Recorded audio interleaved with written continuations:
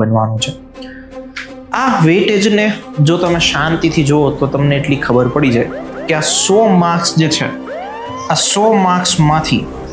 જો 3 ટોપિક તમે કરી લીધા, જેની પાછળ હું તમે એક વસ્તુ જો કે ખાખીના સ્ટાર લગાવું છું, જે પીએસઆઈના તમારા સ્ટાર છે એ પીએસઆઈના સ્ટાર આ ટોપિક પાછળ લગાવું છું, એટલે એનો મતલબ તમે એ સમજજો કે તમે જો આ ટોપિક કરી લીધા કે જેના સંદર્ભે મેં સ્ટાર લગાવેલા છે, તો તમારી પીએસઆઈની વર્દી પાકી। અને આ પાકી એટલે કઈ ઓલી પાકા ફોજદારી વાળું મોટિવેશન માટે તમને નહીં કહેતો કે વર્દી પાકી ને ખાખીની ખુમારી ના અંતે એ બધી વસ્તુના કોઈ જ પ્રકારના જે છે એ શું કહેવાય લપન છપન કરવાની બાબતો કે એ વસ્તુઓના કોઈ પણ ખોટા મોટિવેશનની અંદર જે છે એ આપણે પડવાનું નથી। આપણો ફોકસ છે